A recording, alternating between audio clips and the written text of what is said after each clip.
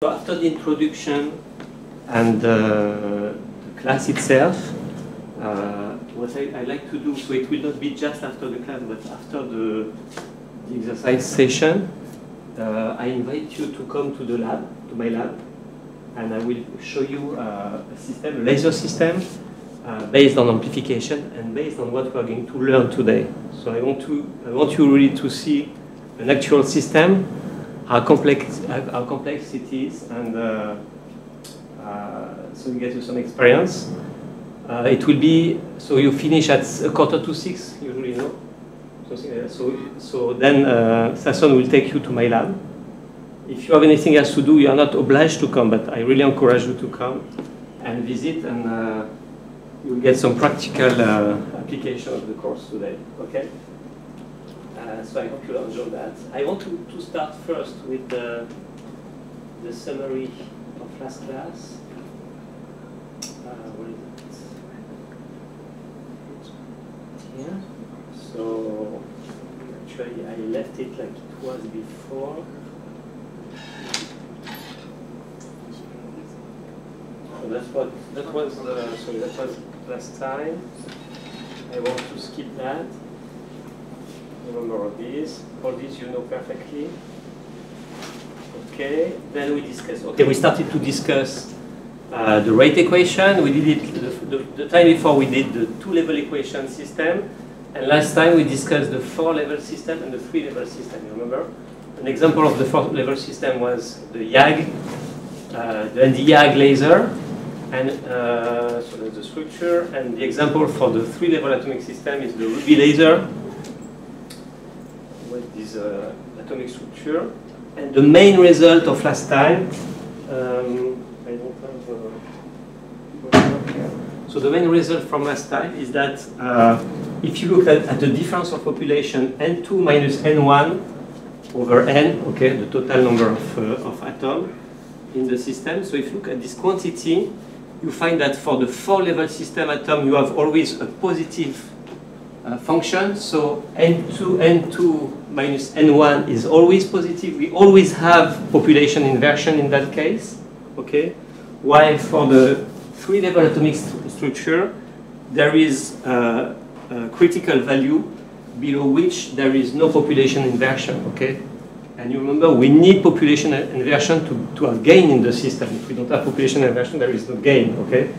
So once you have gain, once you reach this point, or you're already here, okay, then you have to have enough gain to compensate for the losses of the laser. So I just put this line here to give the laser threshold. So you see that the laser threshold for the three-level atomic structure will be much higher. So this is the power of the pump. You remember, we pump the system, and for much higher power, you get lasing rather than here for the four-level atomic system. And remember that the two-level atomic system doesn't have population inversion. You cannot never reach delta N larger than 0, so you're always here below, okay? Okay, so you remember the four-level atomic structure, the three-level atomic structure here. What else? We applied always the same method, the same mechanism. Starting from some hypothesis, do you have conservation of the number of atoms or not? Then we write the rate equation, including the pumping mechanism and the transition to different levels. From that, we wrote the steady state equation, and from the steady state equation, then you get N1, N2, and 3. Okay, and you can write directly the difference here. So this is the method that we used last time. Just a reminder, which of an important quantity, which is the fluorescent quantum efficiency. You want to know how many photons you get out of your amplifying system or of your laser, relative to how much you put in. Okay, so you pump the system, you put energy, and you want to know how much you get out. So typically, eta was the fraction of the total decay from upper level. So the fraction which is purely radiative from this upper level, so everything that goes from, so you have the two upper and lower levels, the radiation from the upper level, you take only the radiative part of it, okay, this fraction over what? Over the fraction of the total decay from higher levels. So you pump to higher levels, okay, and then there is a rapid non-radiative decay to the upper state of the transition. So you want to know the fraction of the total decay from higher level, which relates directly to the upper level of the transition. Okay, so those are the photons that are useful for the transition, for the laser transition. Okay, this part, and this part is what is really useful for the emission of the laser. Okay, and we finish with gain saturation. So you remember this difference between a 2-level atomic structure here and a 4-level atomic structure. Okay, we looked at this one as a 2-level structure, okay, but connected to a possible source from the top and a possible way to escape from the bottom. Okay, so there is no conservation of N1 plus N2 in that case, because you can always have more from the top and you can lose from the bottom here. Okay, so we wrote it using the effective pumping rate. Effective pumping rate is how many atoms are really excited by the pump at level E2 here, at the upper state of the transition.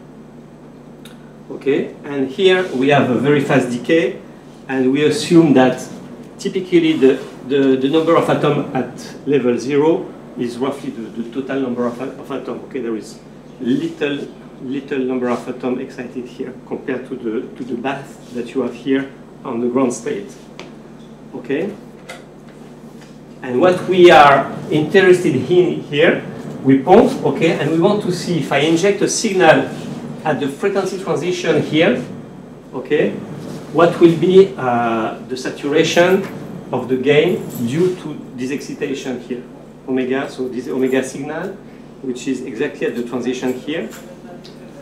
And we found that in that case, N2 minus N1 has actually a saturated form, as you see here, so this is a constant. And what you see here is that W signal, which is the intensity of the signal that I inject inside the system. If it's large enough, it will saturate the difference here, N2 minus N1. So this becoming large, this will go to 0. You saturate, that means that you take all the atoms, the excited atoms, back to the ground state. Okay, so you de-excite the atom because of the signal that you inject inside the system, if it's strong enough. Okay.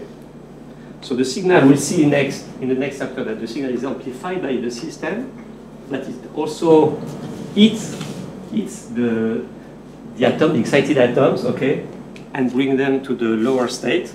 And this is the saturation effect, which is used in saturable absorber, and which is always present in a laser as soon as you have lasing in the system. Okay, and you remember the difference between this case and that case. This is the open system. N1 plus N2 is not conserved. Here it is conserved for the 2-level atom system. There is a factor 2. This is the only difference here. Factor 2 here, because of conservation. When you excite an atom, okay, you lose it from N1 and you gain it from N2. So it is accounted for twice. Okay. I think that's the summary for it. And let me switch now to the new chapter of today's class.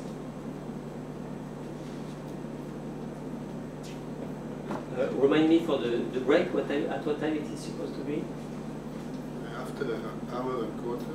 But, we stop around 3:15? Yeah. Say that, 3:15, and you wanted to have like half an hour. Okay, good, so F5. Yeah.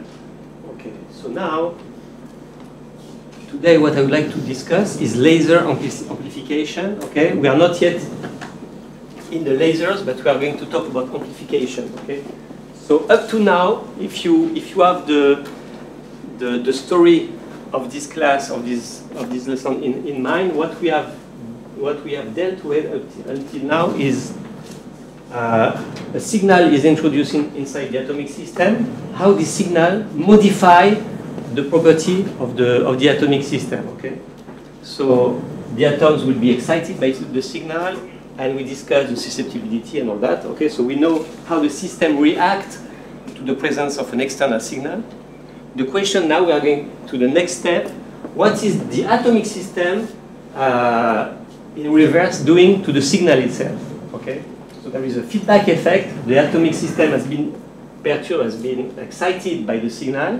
What is this excitation of the system will do to the signal itself? And this is about amplification, absorption or amplification. Okay, so this is really the second side, the second aspect of this course, and I will present here on this screen some application of optical amplification very briefly. So then we'll go through the course, and at the end of the course, or at the end of the exercise course, you'll join me in the lab, and I will show you an example of amplification system, and we'll be able to discuss that over there. Okay. So optical amplifications. What is the interest here?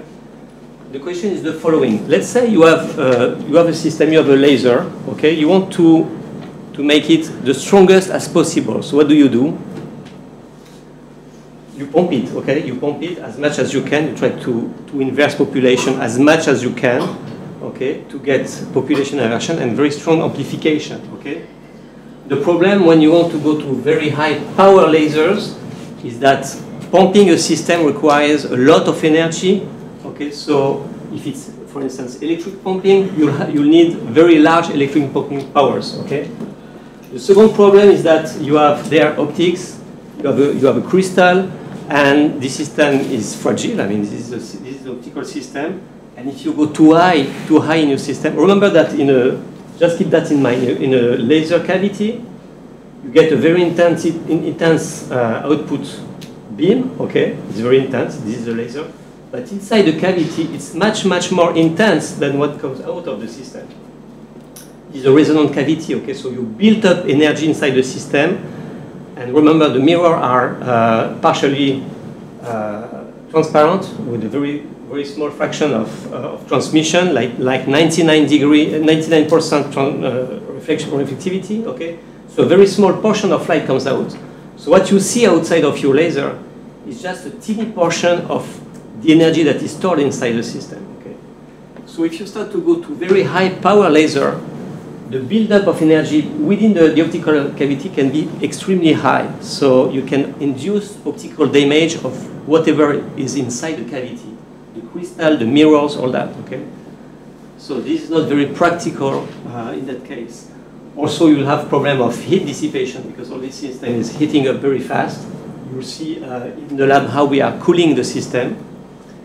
And you may have a lot of source of noises within the system which are very bad for stability, frequency stability, and intensity stability of the laser, okay? So this is not the right approach, just to pump the system as much as you can. The approach which is used today is what is called Master Oscillator Power Amplifier, or MOPA. Okay. So the idea is what? The idea is to start with a very stable laser, but of small intensity. You start with a small laser, small intensity laser, and you inject the light produced by this laser into an amplifier. So the amplifier is also a kind of laser, okay? It's a gain medium, okay? And you can transfer your signal through this gain medium to amplify the initial laser. You may have mirrors to have multiple paths inside the gain medium, but it's not a laser. You're just using as an amplifier. Okay, you're not trying to reach lasing the system. Okay, so usually you generate a laser with a small signal. Okay, and then you have behind that a chain of single or multipath laser amplifiers. Okay, so gain medium that amplifies the signal. once or many times, okay, to get amplification, so that you can keep the stability of your initial laser and just amplify it. Okay, and the result is high laser power with good beam quality, frequency stability, intensity stability, all the property of the initial laser are preserved. So one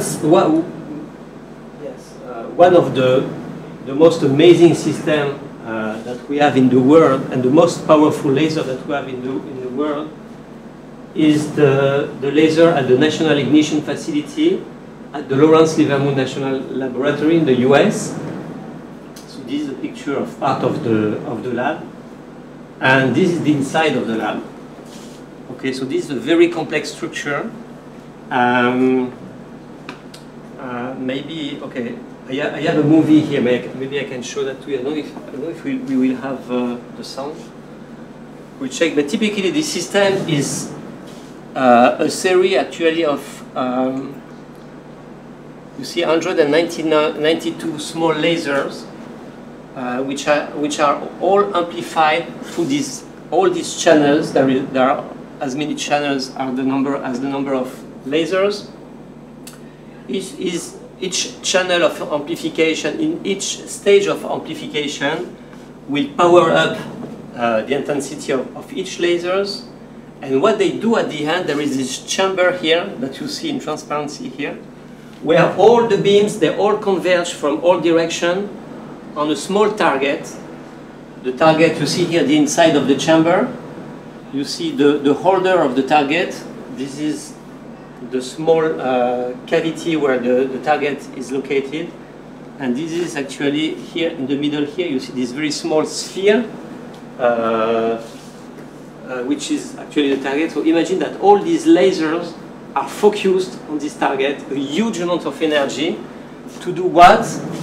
Essentially to do fusion reaction on this type of system. Actually, what they reproduce is exactly what happened in a star. Okay, when a star is created, what happens is that you have a huge condensation of the mass.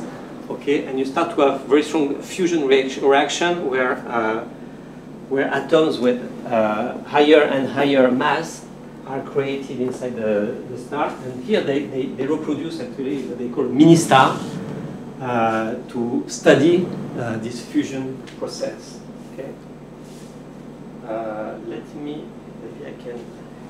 I try to show you this movie because this is really amazing. I'm sure it's going to work. I have a weak connection. I don't want it to go through. I should have loaded on this.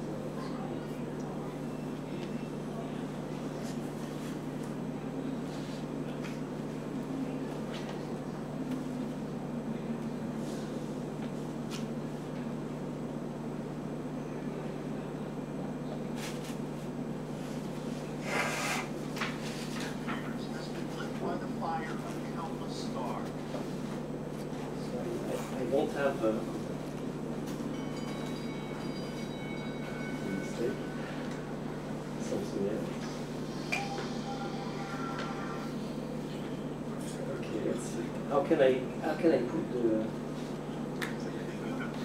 sound? It's very weak.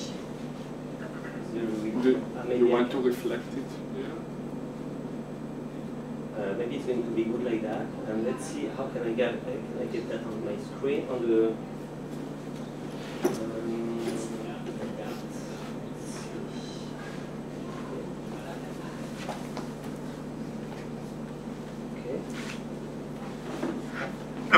For billions of years has been lit by the fire of countless stars.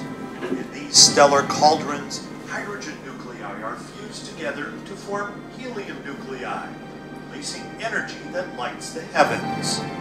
Can we build the technology to harness this awesome energy on Earth? As we approach our planet, that is exactly what's happening today. Far beneath these clouds lies the National Ignition Facility, located at Lawrence Livermore National Laboratory in Livermore, California.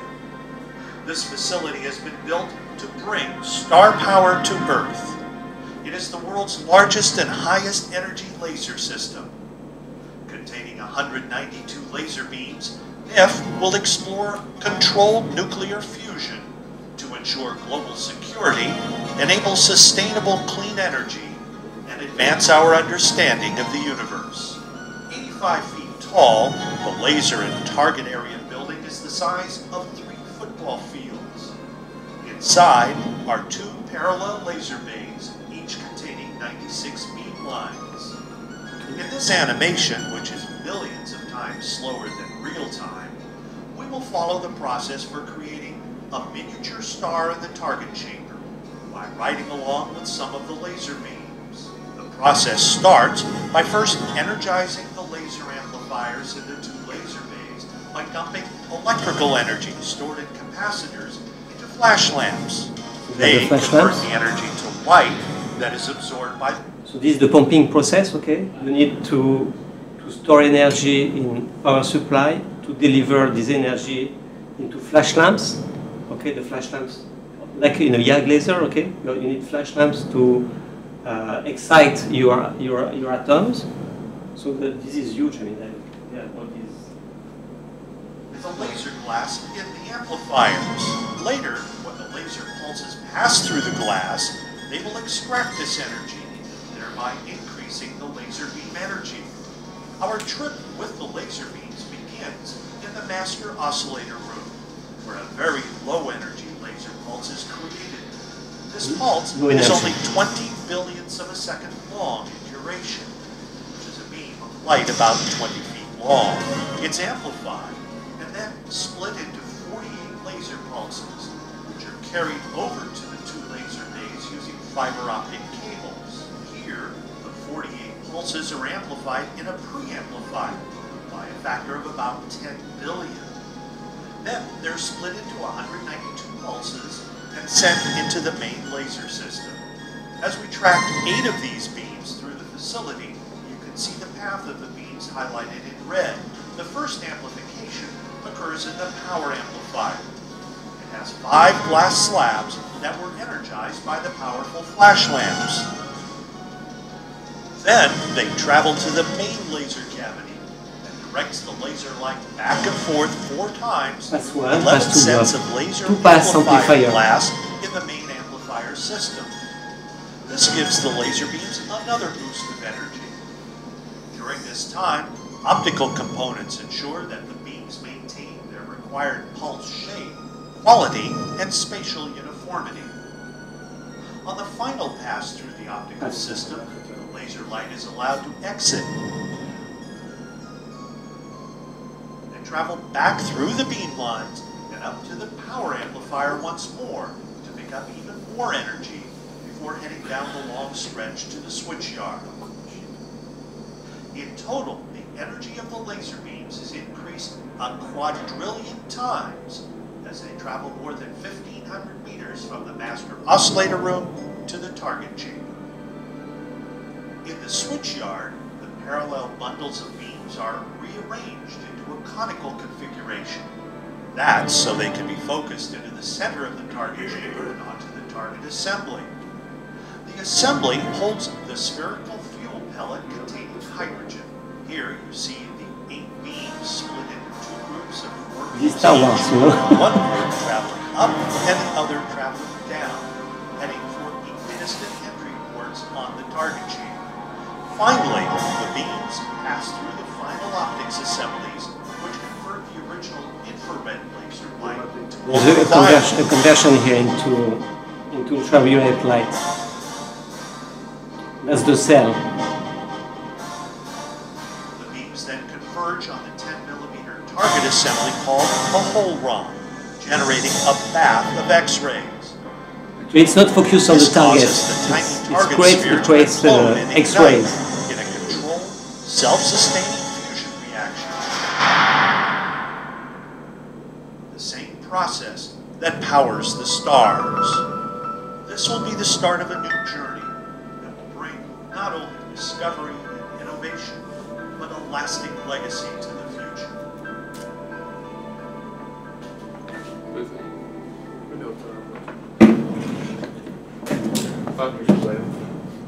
Yes. The wavelength of the laser changed in the middle of the process? No, it remains the same, except at the end. So The fundamental currency of this is something else. Sorry. Just 1 second.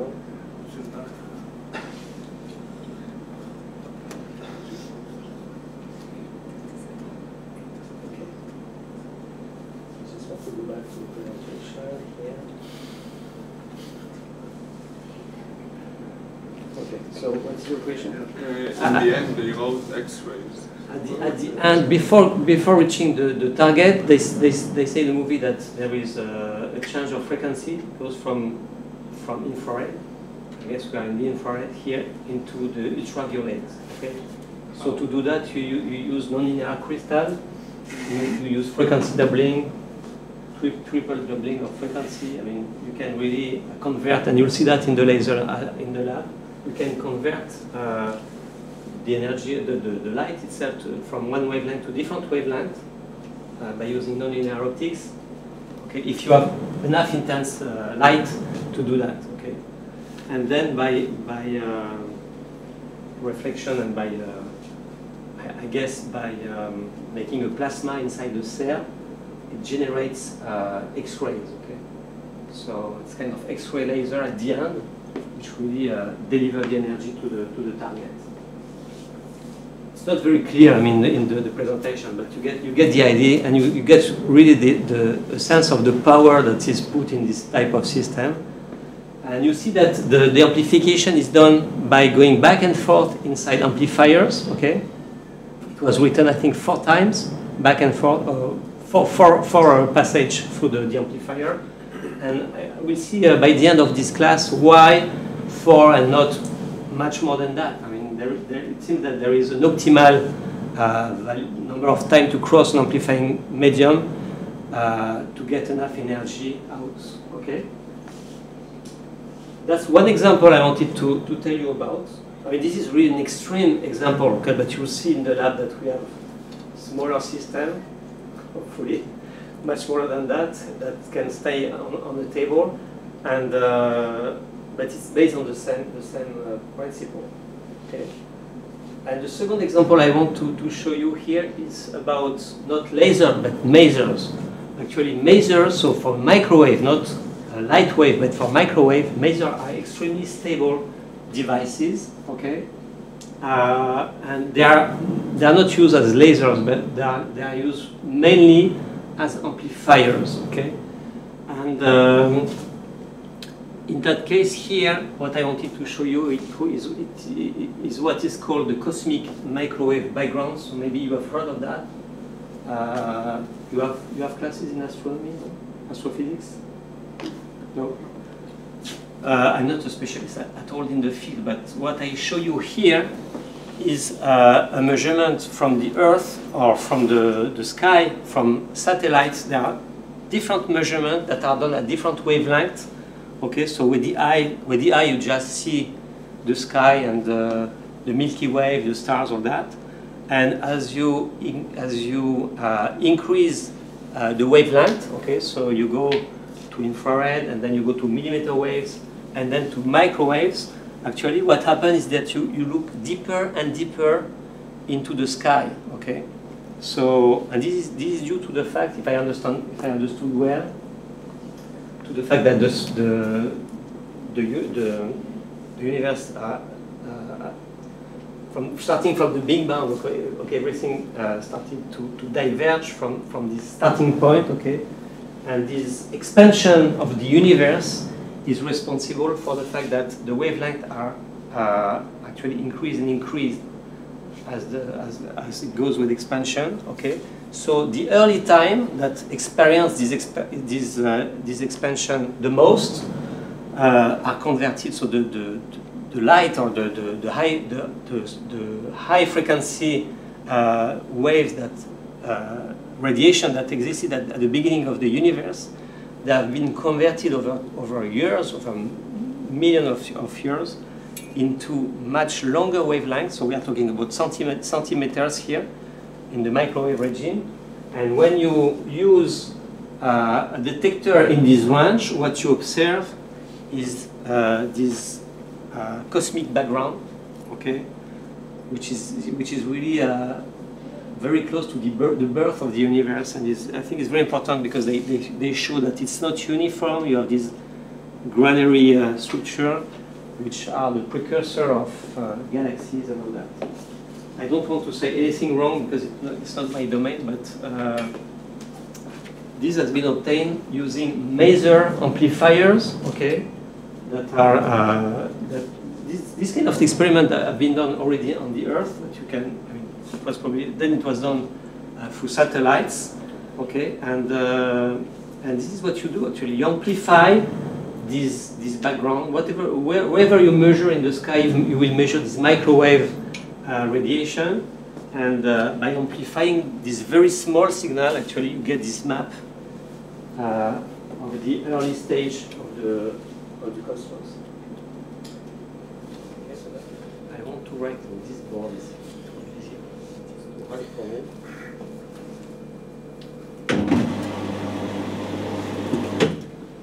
So lesson 5.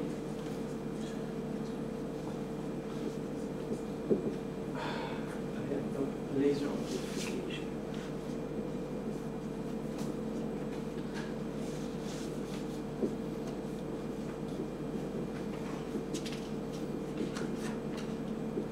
Okay.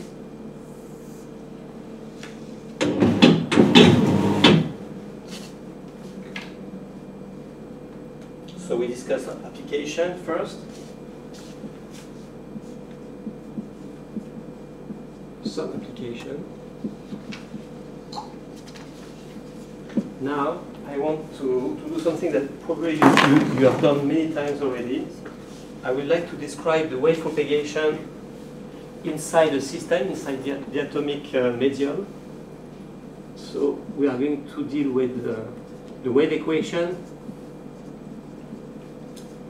wave propagation in atomic medium. So this is my first real section here.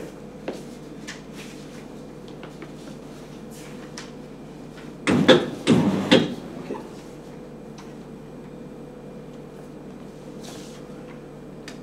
So as I told you, now we want to understand the effect of the medium itself, the excited medium, the gain medium, onto the light that propagates inside the medium. So let's start to write the wave equation. I'm doing things that you probably did before, but let's do that now in detail. So we have done it once. The wave equation. Okay, so you know you start from Maxwell equation.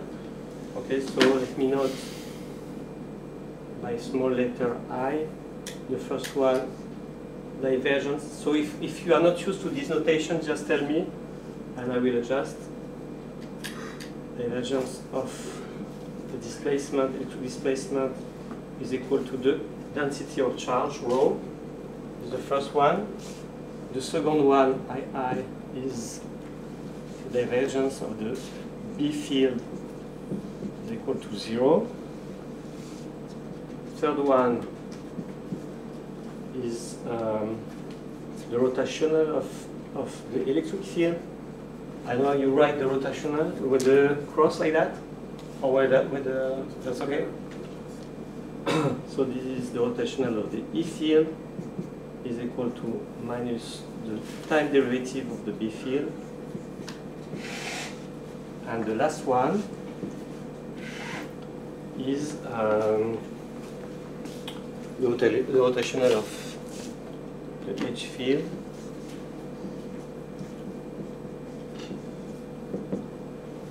Which is actually the current G minus the first derivative of the displacement, the electric displacement, D. Like that. Okay, so those are the 4 Maxwell equations. Okay, with this equation, we need to write the constitutive equation, which make relation between all these 4 here. So we have a relation between B and H here. So B So they all depend on R and T, position and time. Okay, I don't write it all the time. So B is equal to mu H. That's one. Where mu is the magnetic permeability. The current G is equal to sigma times E. Okay, so that describes the ohmic losses inside the system. Then we have something that we already discussed. The displacement D is equal to epsilon E. This is in vacuum, okay? But if you have a medium with a polarization, the polarization of the medium changes D, the displacement. Yes? Something in the J, it's not need to be divided by ohmic losses, because it's like current, no? So that's okay. Sigma is like the conductance, so it's the inverse of the resistance. Why the current is the field? So it's like, this is like U, the voltage, is equal to Ri, the intensity. This is the R? Sigma is the inverse of the, okay, Oh. this conductance. Okay, and okay, so this relation, I can expand it. Now we know how to write P, yes? We have, here we have epsilon. So P, you remember, I come with a field, and I excite my system, so I create a polarization inside the system. So P is directly proportional to E, and the proportionality is the susceptibility tensor. So it's epsilon times 1 plus chi E. Okay. I mean, all this, I try to make something very consistent. All this is consistent with what we learned, and you remember that the susceptibility chi has a real part, which we called chi prime, plus an imaginary part that we called chi second. Okay. And this in our case, it will be the resonant susceptibility of the atoms of the excited atoms. Okay, of the transition. Epsilon here is the dielectric constant of the host medium. Okay, so just be careful on that. I mean, it's not this detail, but this is the dielectric constant. Sorry.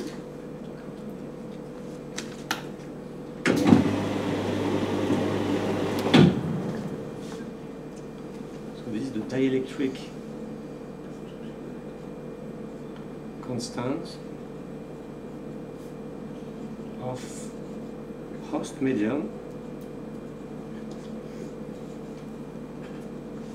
and in our case the chi here, the susceptibility of the resonant transition.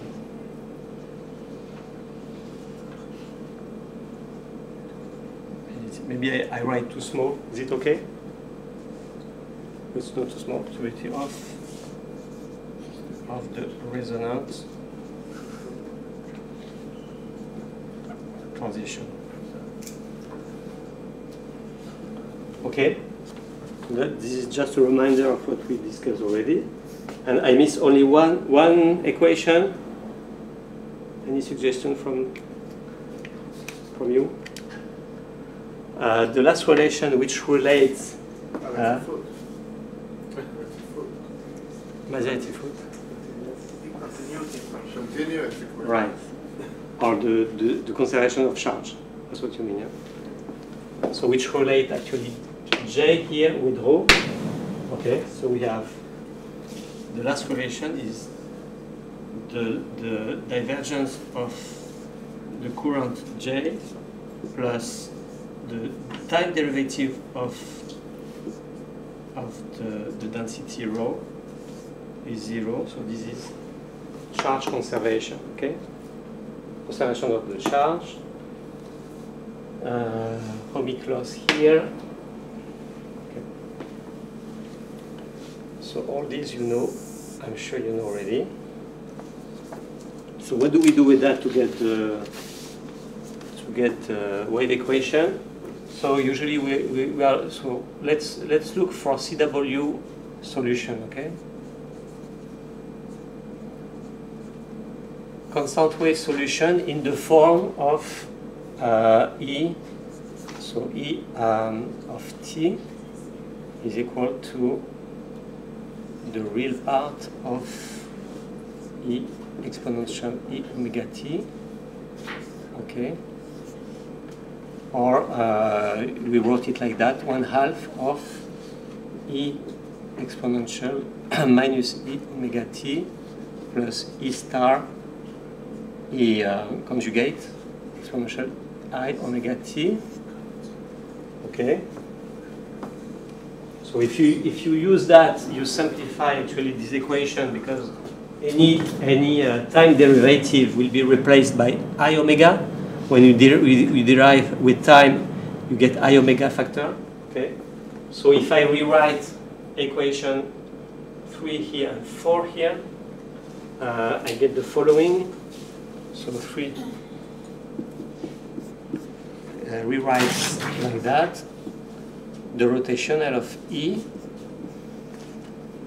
which is minus dB over dt, will be equal to minus I omega b.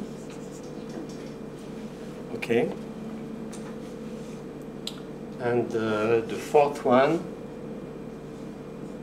will give you the rotational of H is equal to J times I omega d. Okay. And from that, you use the following formula. Use this formula. Rotational of E is equal to the divergence, the gradient of the divergence of E minus the Laplacian nabla square times E. Okay? This is a vectorial relation. There is nothing demonstrated here. Okay, this is a relation between the double rotational and this part of it. Okay, so actually we use this mathematical formula to express the wave equation. So what do we have here? So I just replace. Okay.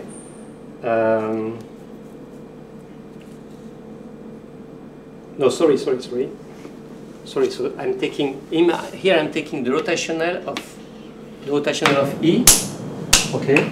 So this will give us the rotational of B. Okay.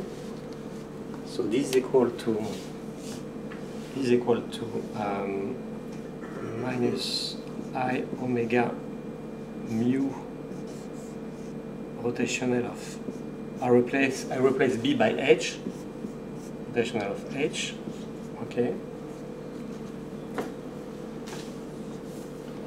which is equal, so this is equal to that, okay, and this is equal to what? This is equal to rotational of H, which is this formula here, okay, so I have, and I replace G by this formula, so I have minus I omega mu times sigma plus I omega epsilon times 1 plus chi susceptibility, okay, times E. Everything is times E here, okay, vectorial.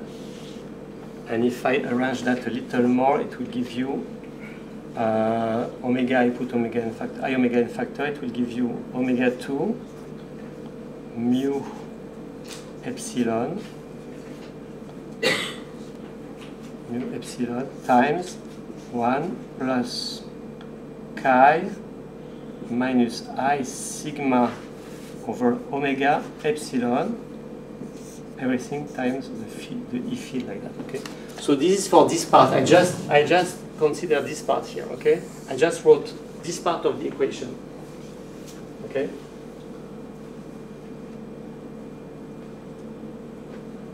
So what is left to do here to get the wave equation is to show that we can actually put this term to 0, and then we have the Laplacian here, the Laplacian of E here, which is equal to this part. This is exactly the wave equation. So what is the argument here to cancel this term? Any idea? It's good to do it once and to see where are the hypotheses here. Okay. So here there is a strong hypothesis, which is that the properties of the medium are uniform inside the medium. Okay? There is no gradient or variation of sigma, for instance, okay, or rho. All the properties are uniform. So the medium is uniform in terms of its electric properties. So if you do this approximation, you can show that actually the divergence of E is 0. If the medium has uniform properties, this term is 0, so delta of the nabla of 0 is 0, and you remove this term. So I just write. You want to get the demonstration for that? Okay, I can show you rapidly how you do that. So the hypothesis here, is that actually we have spatially uniform properties of the medium. Okay, and we can show. I don't know if we have time to show that now. And we can show that the consequence of this hypothesis here is that the divergence of the E field is 0. Okay, this is a strong assumption. Okay, if you want to discuss a system which has a non-uniform distribution of charge or density of charge or current, I mean, you have to be careful. This is not true anymore. So this comes from this equation here. If you write the conservation here of the charge, you can write. I write rapidly the demonstration. 0 is equal to the divergence of J plus 0 over dt. Okay, and this is I just replace J here. So this is the divergence of sigma E. Okay, minus dO dt is actually minus I omega divergence of d. Yes. Okay, so this is equal to. It's good to see that once in your life. Okay, minus I omega, and this is. I will just replace d by 1 plus by epsilon 1 plus chi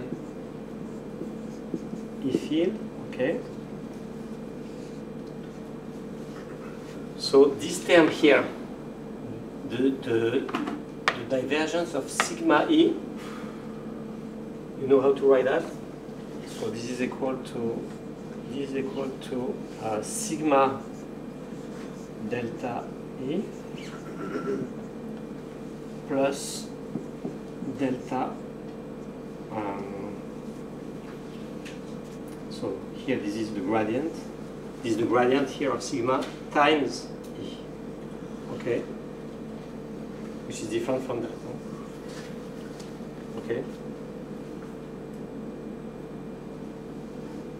Now,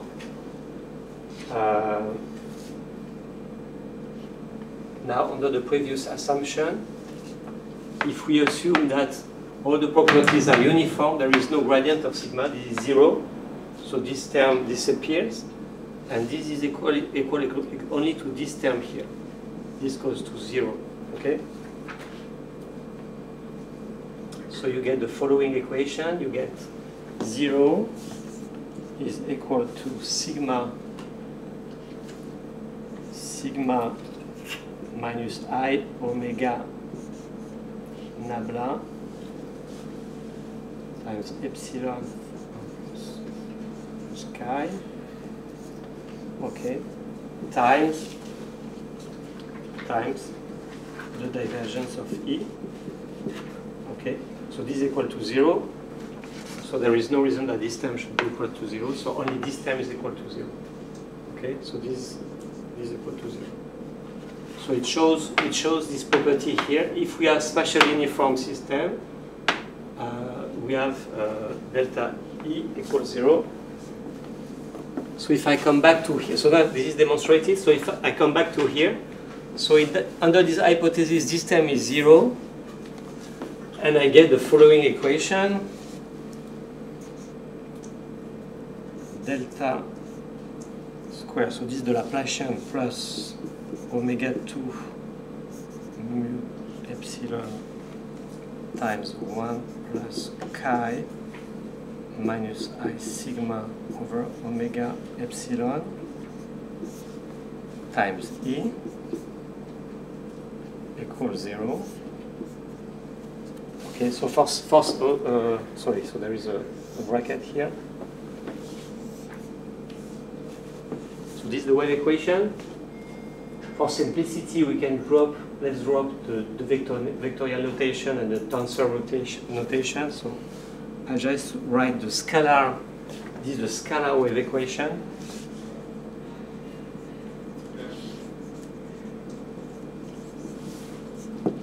Okay.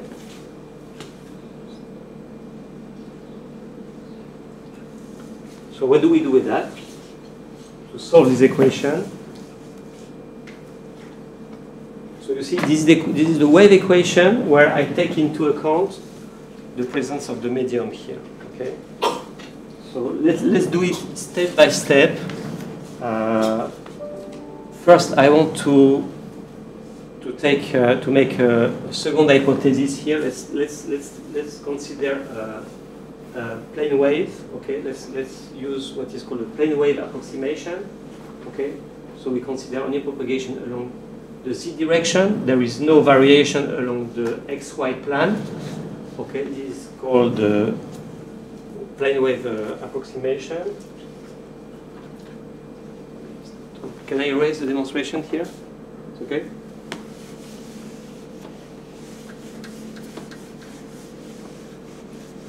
So I do it very slowly, okay? First, very strong approximation. Let's consider the plane wave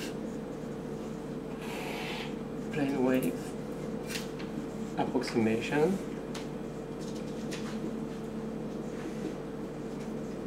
Okay. So in that case, typically what you have is that all the derivative with space here, this derivative along x and y, they are 0 compared to the derivative along z. Okay, so we end up with the following equation: d2 over dz square plus omega 2 mu epsilon times 1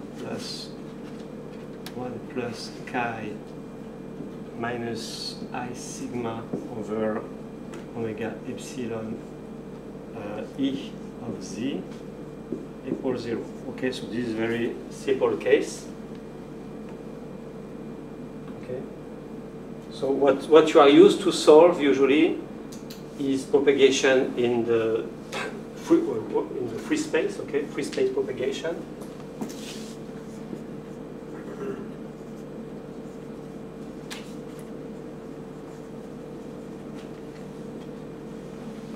So in that case, you don't have this term here. This term disappears, and you have the very standard equation d2 over dz2 plus omega 2 mu epsilon of E is equal to 0. Okay, which you solve by assuming, so we assume that E has the form, so E here is this term, okay? This is the amplitude of the field in front of the exponential time variation here, the oscillation of time, okay? And usually what you assume here, if you want to look for the traveling wave solution of such an equation, so you look for solution of the type E is equal to some constant times exponential minus gamma z, okay? And this will give you the spatial dependence of E. And we look for gamma. What is gamma in that case? So solution of this type. So you replace that into the equation, and you get an equation on gamma, and you get the following. It gives you gamma squared plus omega 2 mu epsilon is equal to 0. Okay. So that gives you two solutions for gamma. You have gamma equal plus or minus, I call that beta, to follow the notation from the sigma, but you can call it k. This is what we call the k vector. Oh, sorry, there is a complex I here, I beta, because it's minus, okay, so.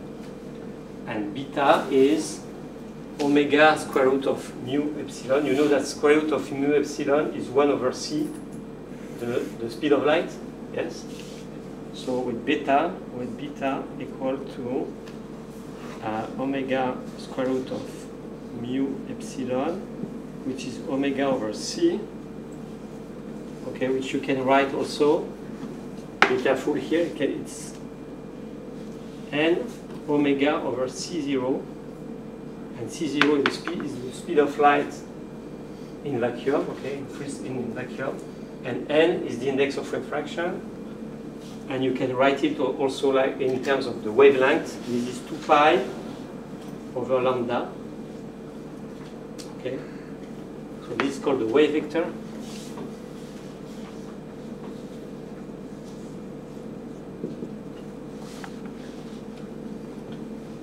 The index of refraction.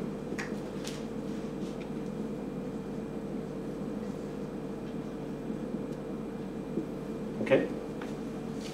I mean, all these, I'm sure you know that from a long time. So this is a very simple case of free space propagation. Now, I want to go back to this equation.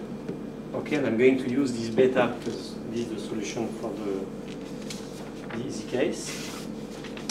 So if I look,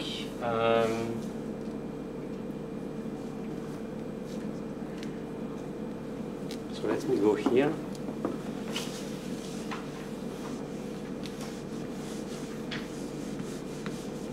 So we don't need Maxwell anymore. Tell me when it's time for the break. I don't want to miss that. Can we make the break at 2:30? It's preferable for me, okay? So now if we write the propagation, so this is propagation in free space propagation, and now propagation in the atomic medium. Okay. So I go back to this equation over there. I don't write it again, and I do the same thing. Okay, I assume a solution of this form, which is injected in this equation this time. Okay, and this is what I get here. I get gamma 2 plus beta 2 times 1 plus chi minus I sigma over omega Okay, this is the equation that I get for gamma equals 0. And this gives me two solutions. I have gamma equal plus or minus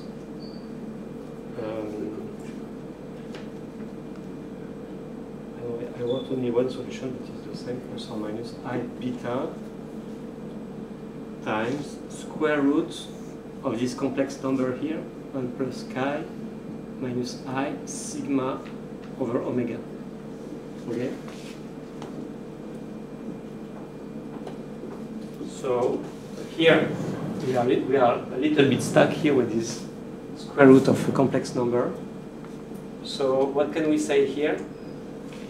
Actually, this term here, so this term is really due to the presence of the atoms there, okay, and we can check actually that in general, in most cases, chi and sigma over omega are very small values compared to 1. They are very small compared to 1.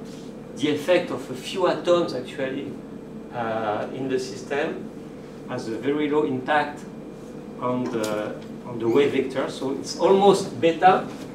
It's almost beta with a small correction on beta. Okay, or beta is omega over c, so it's a linear dependence with frequency, and we'll see that there is a slight modification due to this term in general. Okay, so this is why if I assume that that chi and sigma over omega are much smaller than 1, I get the following. I get I beta times, so the square, so I just use the Taylor expansion of the square root, okay? So it's 1, factor of 1, plus chi over 2.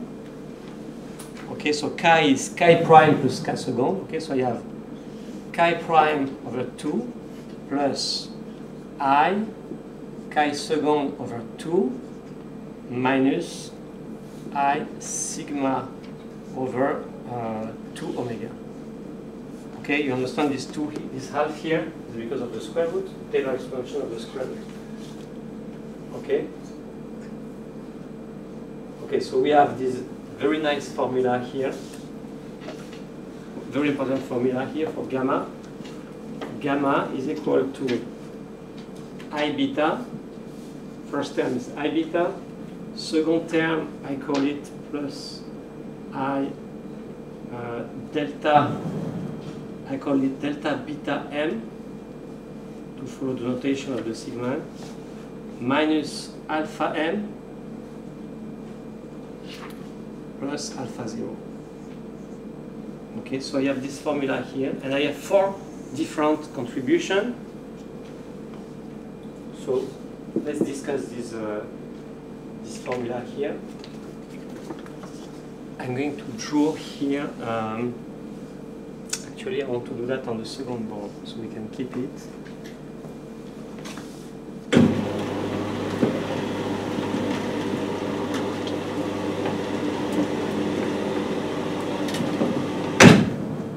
So we have 4 terms, okay?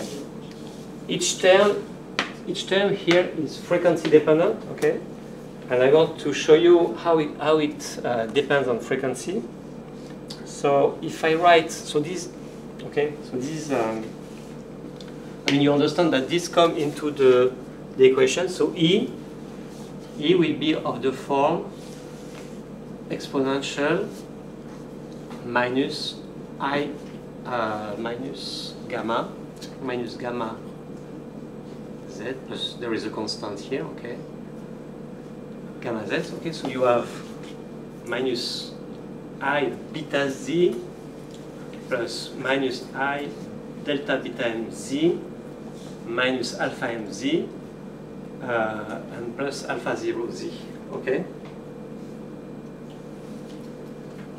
So you see that some term, this term with these imaginary terms here will give you the oscillation, okay? The oscillation of E with Z, okay? So it's a phase term, and this term here will give you the attenuation or the amplification of E along Z, okay? So you have here the phase term, and here you have the amplification term. Okay, so let's analyze that. We have beta. I just want to keep it here, so I write it here on this board. I have beta that we know. We calculated. Beta is omega over c. Okay, so if I draw the phase accumulated by this k vector here. Okay, this is omega. Okay, and this is the phase term. I call that phi. Okay, which has all these components here. So I will have a phase. So it's linear with omega. Okay, so I have a phase that increases with omega like that. It's linear. Okay. So this is beta. So this is the linear term. Okay, and then I have a term here, delta beta m. Delta beta m. So by analogy, what is it? It will be chi prime, beta chi prime over 2, beta over 2 over 2 chi prime of omega. Okay, so this term gives you a phase due to the presence of a resonance. So there is a small phase change when you cross the resonance. Remember that chi prime is the real part of the Lorentzian shape, you remember? And you remember the real part, it has this the asymmetric shape like that. Okay? So it is 0 at omega equal omega a, and it has a plus and minus components. So if I draw it on top of this one, I mean so if this is omega a here, this component here will give you something like that, if you remember. Okay, so this, I really exaggerate here because this is a very small contribution. So you get this plus that for the phase. Okay, so you get something like that. It will give you something like that. Same here. And then you have a small change here. Okay. Again, I really exaggerate relative to the phase here. So this is the total phase shift. This one plus this one, I should have used another color. Total phase shift. Okay. The black and this one here. And so this is called the atomic phase shift. Atomic phase shift.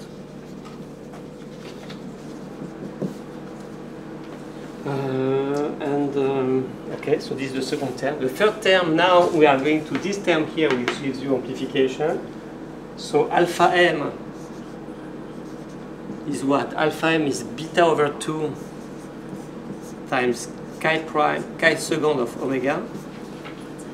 Okay, so this is the gain. This is exactly the gain coefficient or absorption, the loss coefficient actually. It depends on the sign. Gain coefficient. If it is positive, I call that a gain coefficient. And if negative, it is a loss coefficient. If negative, okay. And again, you have the distribution, the Lorentzian distribution here, chi second of omega. It's time for the break, or? No. That's what it... Like, No. okay, good. Okay, so this term. So I should draw it on a different plot here. Patrick. Yes. Why we want it to be bigger than 0, so it will be a gain coefficient if there is a minus before the alpha? If there is a minus before what? Before where? The term. Yeah. So this minus. This is just a choice of notation. Okay. So here it comes with a minus here. So when I put it here, it will come with a plus. So it will be amplification. Okay. Positive amplification. Okay, and the last term, which I go back to the black color here, is alpha 0. Alpha 0 is just beta sigma over 2 omega epsilon, okay, which are called the ohmic loss coefficient.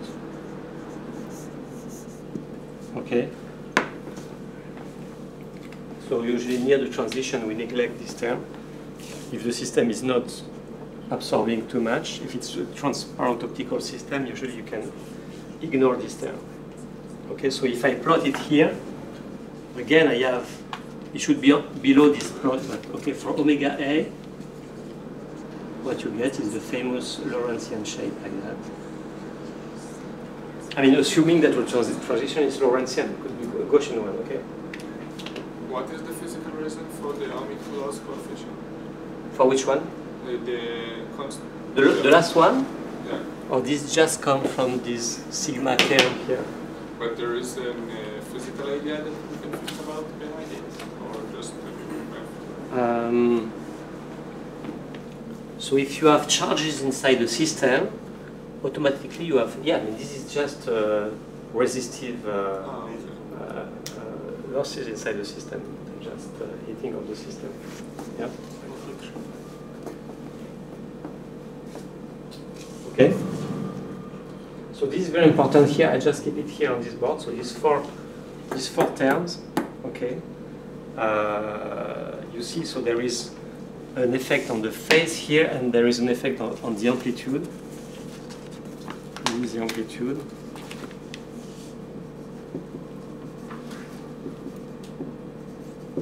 Which we assume to be small in that case, okay?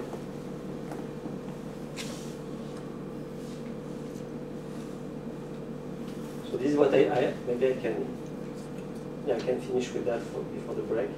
So we assume here that chi and sigma over omega epsilon are small here, okay? This in general, this is the case, except for very few cases. Especially the case of metals. There are two cases actually. There are cases where sigma is not negligible. Okay, and this is typical of metals. Okay, in metals you have a significant conductivity of the metal, sigma. Okay, so this term is not that small in metals. Also. Metals or semiconductors also. And this term, the chi here, can be relatively strong in some atomic vapors, what we call metal vapors, like sodium vapors, rubidium, mercury, yes, Hg, and cadmium vapors. And here, in that case, you have a very strong line resonance at the resonance of the frequency resonance of the atoms. It's very strong, very effective, and I think that's the question to ask. I didn't have time to ask, but I think that's the reason why people are working in cold atoms. They usually use this type of atoms. Sodium, rubidium, they use this type of atoms because they have a very strong response at resonance, very sharp resonance and very strong response at this resonance. You have to tune actually your laser. You need to have very, very precisely tunable lasers to hit the right frequency, the right resonant frequency of these atoms, and then you get a very strong response of the medium, so you can really have, you can control actually these atoms with lasers, because there is a very strong interaction, light-matter interaction between the two. Okay, so remember that this is almost always the case, except for metals, semiconductors, and metallic vapors. But this is not the rule in general. It's okay. Okay, so let's see. Okay, we can. Okay, just want to say one word here. I took this approximation here, plane wave approximation, if you look in the course that I have on the Moodle, there is a next step, which is called the paraxial approximation. I don't know if you are familiar with that. The idea is that, so the plane wave approximation, there is no dependence in the transverse direction. The wave propagates in the z direction, and no dependence in that direction, okay? In the paraxial approximation, we allow some spatial dependence along in the xy plane, okay? But the assumption is that this dependence in the xy plane does not change very fast along z. So this is the case when you take, for instance, a Gaussian beam. So a Gaussian beam will have an intensity profile which goes like that, okay? So intense in the middle and zero at the extreme. So this is a Gaussian beam, okay? And when you inject that into the wave equation, you can use the paraxial approximation because this profile changes very slowly along z, along the direction of propagation, okay? So actually you can separate the xy dependence, the xy profile along dependence with z with the propagation of the beam itself. There are two different scales of variation. I don't want to detail that here because, I mean, at the end of the day, what you find is that the small diffraction of the beam does not affect amplification. These terms are not affected by the diffraction of the beam, and reciprocally, this effect, the gain, does not change anything on the diffraction of the beam. Okay, so in both cases, it doesn't change anything, and we'll discuss that in more detail when we will discuss the Gaussian beam later in this semester. Okay, so let's go to next paragraph.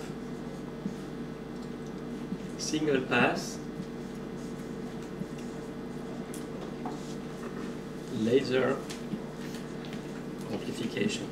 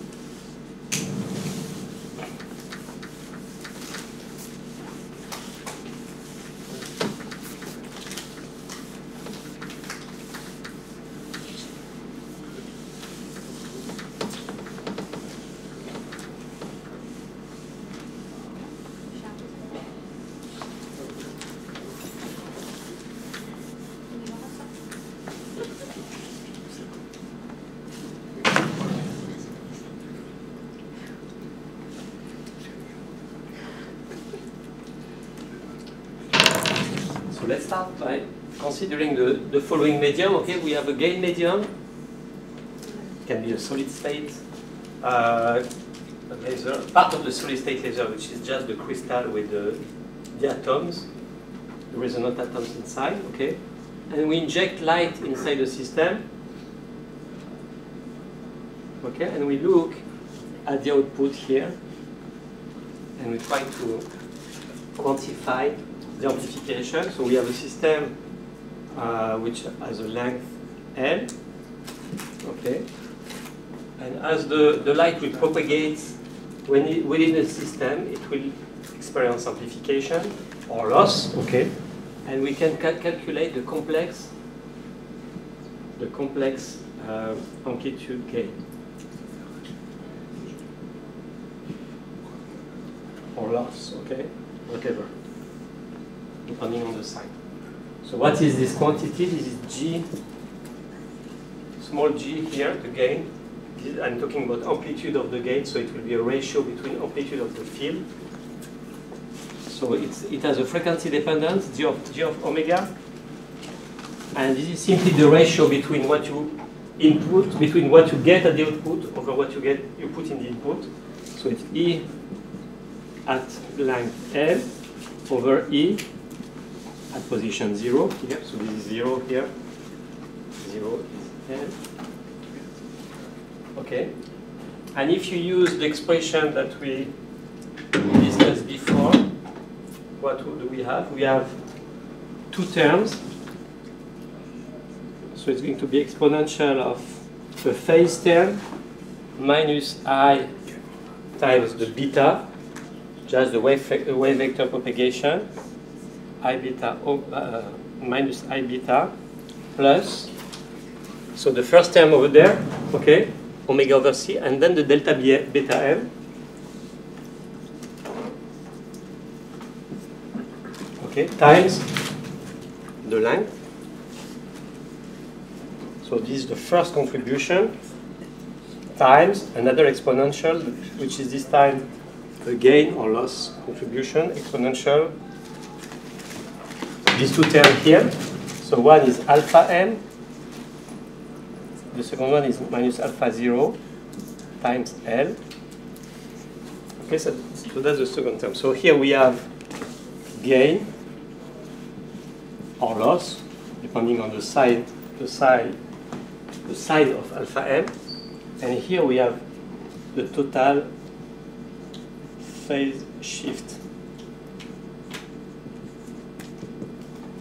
Okay. So I just take the ratio of the two field amplitudes at L and at 0. Now I can go to the intensity gain. Intensity gain, which is G of omega. I take the modulus square of this expression here, this complex expression, and I get I of L over I of 0, which is exponential to, so this term is just 1, modulus of this term is just 1, so we just need the second term here, twice alpha m minus alpha 0 times L, okay? Because of the square, I have a 2 factor, okay? And to simplify things, this is about exponential to alpha m L. If I can neglect the ohmic losses here, okay, ohmic losses usually they are significant in metals, but here let's talk about dielectric system where there is no density of charge, hopefully. But this approximation is the same like the approximation we did in the square root? No, because remember that, I mean, it's true, but you have the two terms here. You have alpha m, which correspond to the chi, okay? And the alpha 0 corresponds to the sigma over omega, okay? And I said before, we assume that these two terms, they are always smaller than 1, okay? Here I consider, this is just I don't want to keep this term all the time, alpha m minus alpha 0.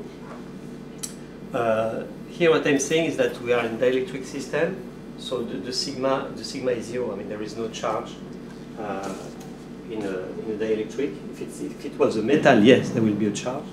Here it's even much smaller than the contribution due to the amplification of the system. Okay. But this is just to handle more easily the equation. We could keep it. It's not that we are blocked. I mean, by the. It's not okay. So if I keep that and I express alpha m is beta over 2 times chi second of omega. This is what I get. You just inject the Lorentz function there. So with alpha m equal to beta over 2 chi second of omega, we get g of omega is equal to exponential. Look at that, it's an exponential of a Lorentzian, exponential of So you remember, so we have, what do we have? We have 2L here. Let's see. Yeah, because we have the beta. So the beta here, the 2 simplified, the beta is omega over C. So we have omega L over C times the chi0 second, you remember the constant term, which is the maximum value of the Lorentzian, times 1 over, and the regular form, 1 plus 2 omega minus omega A over delta omega A, and all this is squared here. Okay? Assuming that we have a Lorentzian line shape, okay? If it's a Gaussian line shape, so you have to change the formula and use delta omega D here, okay? So you see here, it's not only a Lorentzian, the gain is not a Lorentzian, it's the exponential of a Lorentzian. Okay, so it goes very fast to 0. It's very, very sharp and goes very fast to 0. Okay, so note that rapid fall off here because of the exponential. Okay. There is, it's just technical. I mean, you can write the gain in dB. Are you familiar with dB? Decibels? Yeah? So how do you go to decibels? So you write, usually people write it like that. G, the gain in dB is equal to, by definition, this is 10 log 10 of the G here. Okay? So if you replace that, if you replace the log 10 by the log exponent, the log E, you find at the end, you find 4.34 omega A L chi second of omega over C. Okay, this is not important. It's just to show you that you can express easily the gain in dB. And I want to propose so just one point important here. What we call the FWMHIM. Do you remember this expression? Full width at half maximum. So you have a gain curve like that. Okay. The full width, so you take the maximum here, you take the half value, and you measure here the full width at half maximum. So when the decay, when the gain decays to half of its maximum value, you measure the line width of the gain. Okay. The full width at half maximum for the linear gain for G here correspond to what in dB, you know? When you divide by 2 the function, the same function in dB is just minus 3 dB. Minus 3 dB correspond on the log scale, correspond to the linear scale by dividing by 2. Okay? So it corresponds, so this linear scale. Okay, on the log scale I don't draw it, but you get actually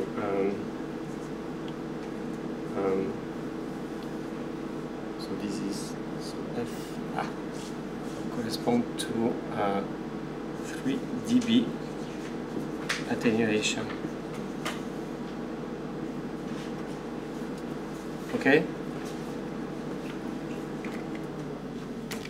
So I propose to make a small exercise here. So can we derive from that? Can we derive the expression for the gain bandwidth, the line width of the gain curve here from this expression? And what I want to show is that when the gain increases, remember when the gain increases here, then we saw that for the susceptibility, when the maximum increased, the line width decreases. So let's show that we have the same for the gain. Okay. So I want to write here the line width of the gain. Let's write that in dB. So let me just write the equation of the exercise.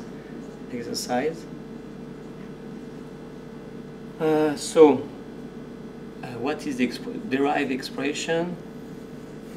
The expression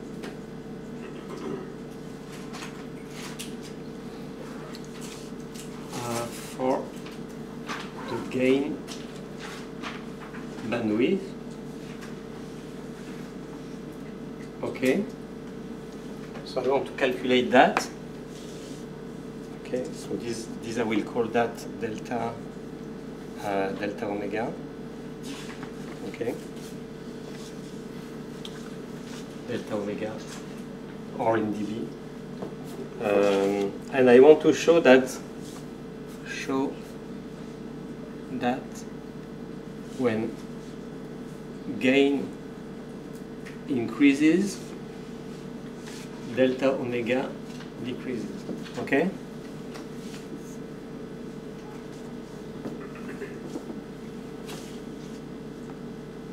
So what is the gain here?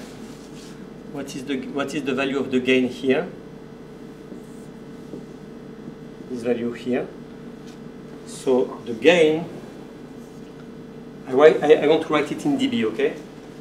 So the gain, it's a little bit tricky, but it's not difficult. So the gain in dB at FWHM, full width at half maximum, okay? This is equal to the gain at the maximum here, okay? So in linear, divided by 2, okay? But in dB, it will be gain in dB at omega A, the resonant frequency, minus 3. Okay, so this is what I wrote here. Okay, I just rewrote what I wanted to explain here. Okay.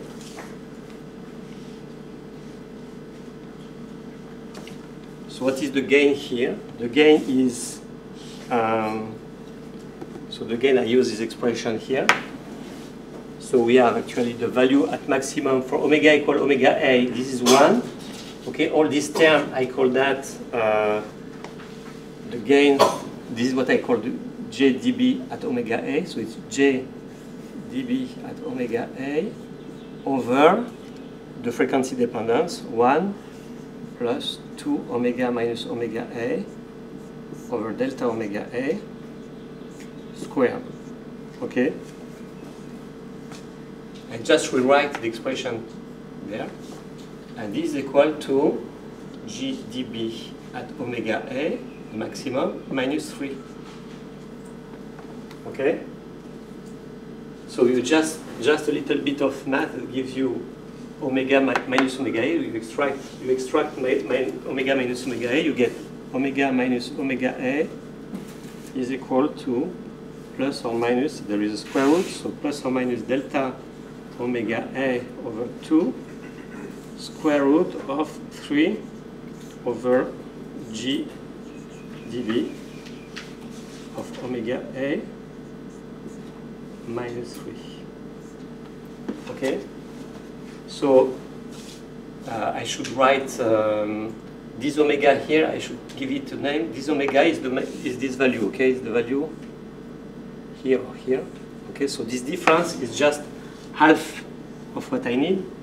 So if I double it, okay, so twice this expression gives you delta omega at delta omega, so the line width of the gain curve at 3 dB, so that means that for full width at half maximum is equal to delta omega A square root of this expression 3 over G dB at omega A minus 3. Okay, so here you get exactly the expression in dB. Yes? Usually we take the bandwidth starting from 70%, not 50%. It's a choice, okay? Here I take the I mean, it's really. So I take this case where you are measuring at half the value, full width at half maximum. This is standard in general. Okay, and this is quite easy because when you divide by 2, it corresponds to subtracting 3 dB to the gain in dB. Okay. So this is what you get, and you see from this expression that when you increase the gain, okay, when the central value here increases, you reduce the line width because this is at the denominator. So this will decrease by increasing the gain at maximum value. Okay? So it answers this question. Show that when gain increases, delta omega decreases. This is the case. Okay? So I think that's important we are now able to write really the gain, the expression for the gain. I just want to finish by one thing, one point which is important. And this is called, this is really some extra stuff. It's about what we call mirrorless laser. Okay, so here we are talking about a system which is amplifying. Okay, so you have light going through the amplifying medium, and this is amplified following this expression for the gain. Okay, exponential 2 alpha ml. And I just want to tell you that in certain conditions, actually, you can have even lasing when you go through only one pass through the amplifying medium. And I mean, some people call that lasing. This is called ASE, which is amplified spontaneous emission.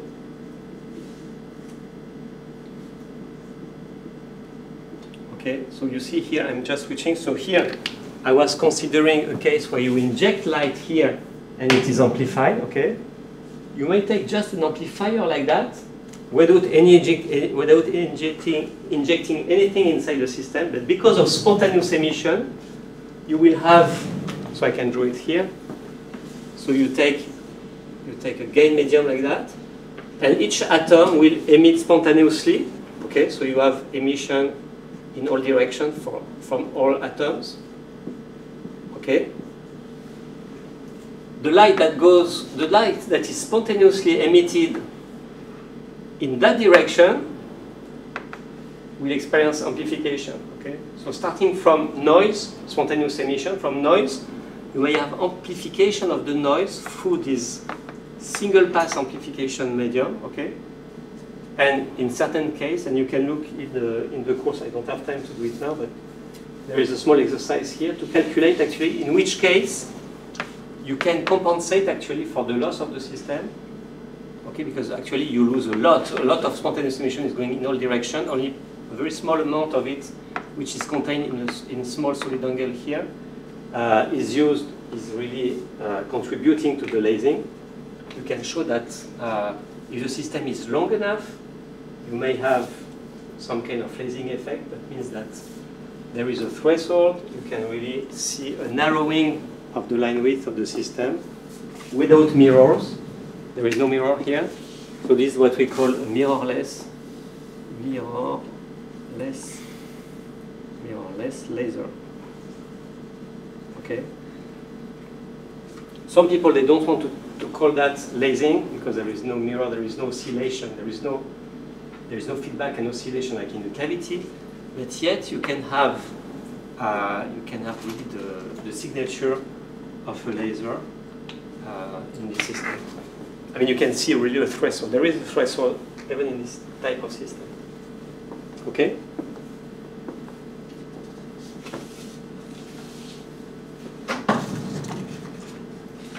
How much time do I have? I want to finish that today.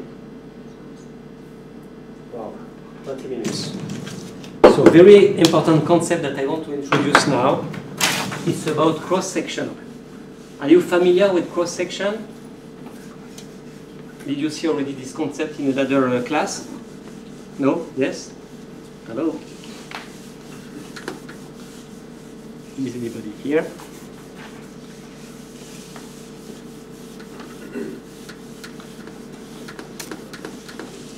if you are familiar with it, it's very easy to understand what I'm going to say now. If not, I have to explain.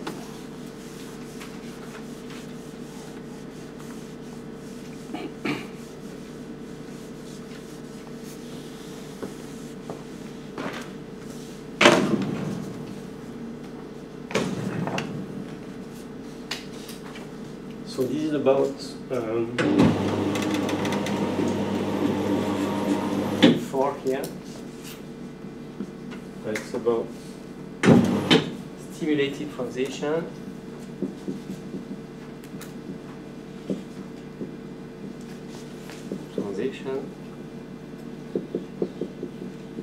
Cross section.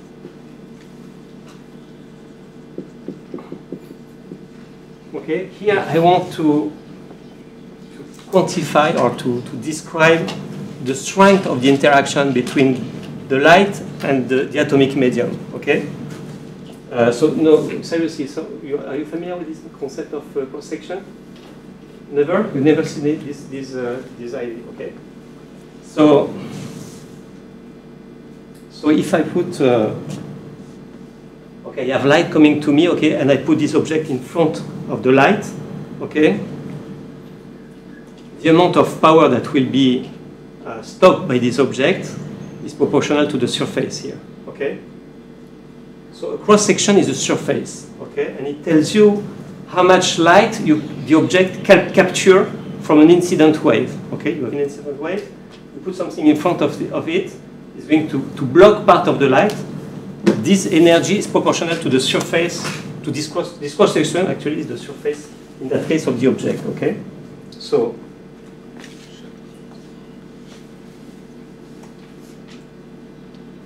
cross-section, you can call that also, capture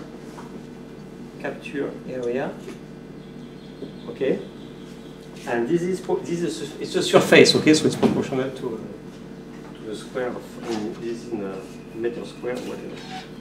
Okay, so if we have if the simple case as my phone, okay, it's a black particle. You have a black particle.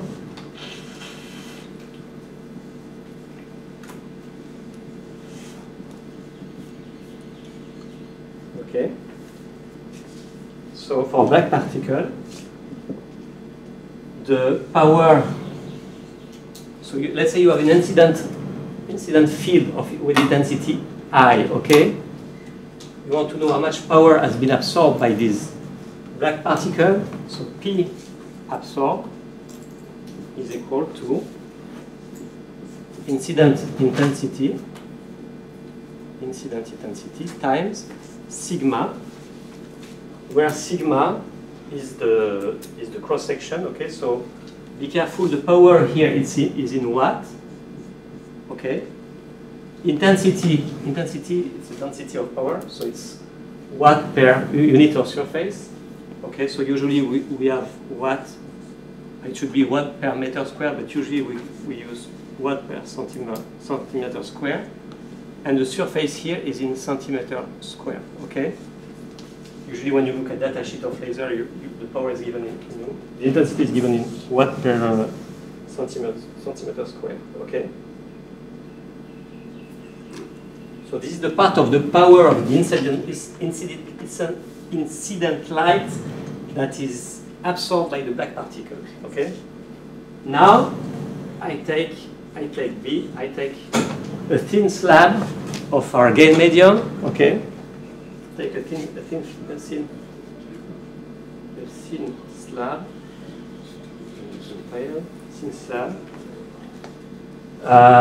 with a surface A and thickness dz, okay? So something like that, okay? Small thickness and some area A, okay? With density of atoms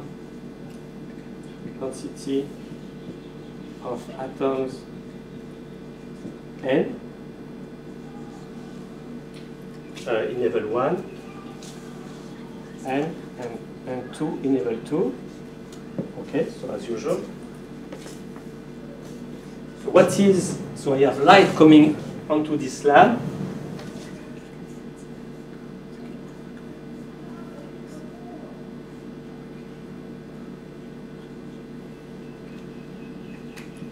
Okay. I have light coming onto this slab. Okay. The light will do what? It will stimulate absorption. Okay. So part of the light will be absorbed by the atoms that are in the level 1 and will be excited in level 2. Okay. This is just absorption of the incident light by stimulated process. Okay. That's one thing. But you have also the opposite. You have the fact that light comes and it will emit, it will stimulate emission of photons from the system. So this is another type of cross section. Okay, so we have actually two cases here, depending on the transition 1 to 2 or 2 to 1. So we have the total. No, let's write it like that. I want to write. What is my? So I will define sigma 1 2. Sigma 1 2 is the stimulated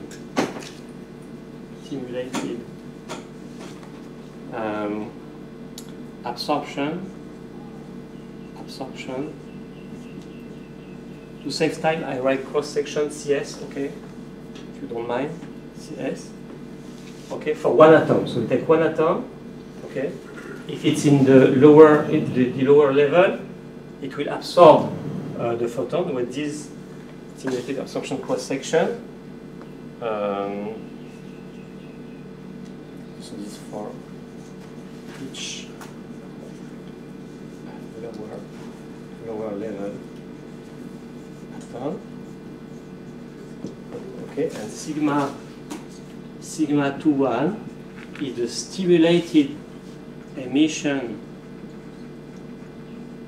cross section for each upper level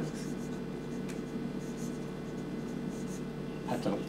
Okay, so this is very new. Okay, the second one is very new. This one I understand. It looks like the black particle. Okay, it's not actually, but I come with my light. Okay, part of the light will be absorbed by the atomic medium. Okay, by I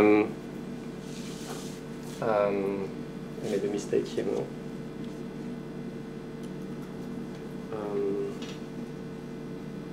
No, that's okay. Yeah. So each atom in the lower level will be excited by the photon coming in. So the photon is absorbed, and it gives its energy to the atomic system, which is now excited.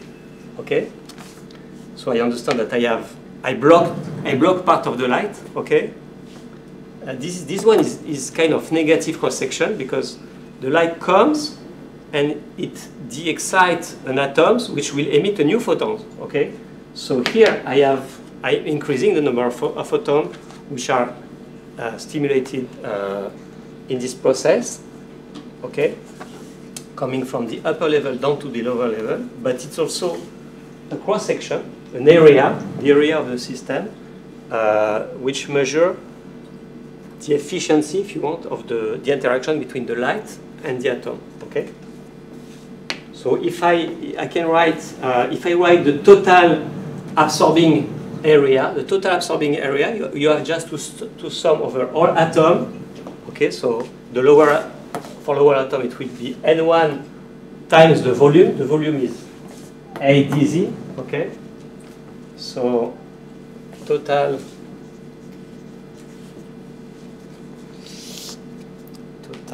absorbing area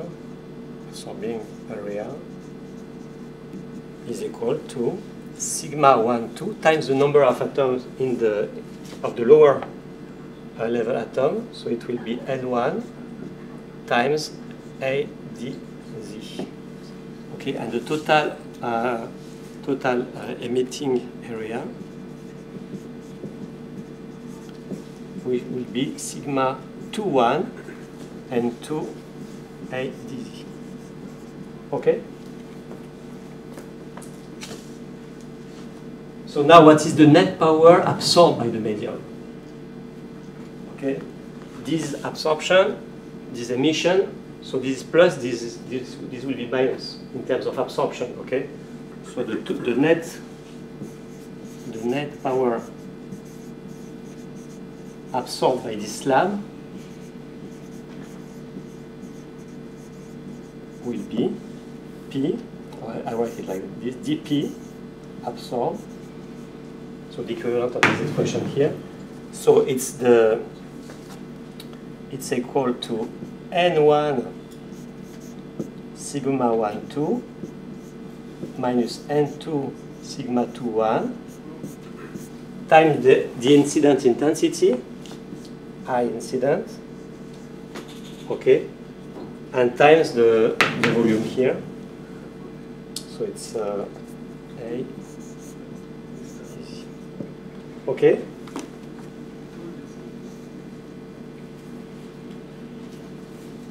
And the power absorbed here, if I transform the power into intensity, this is equal to A, the surface, times dE. Okay? So you see, you agree with that? Power in terms of intensity, just the surface, okay?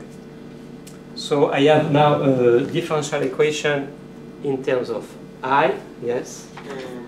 It's a question about the black particle. Why we chose the color to the particle?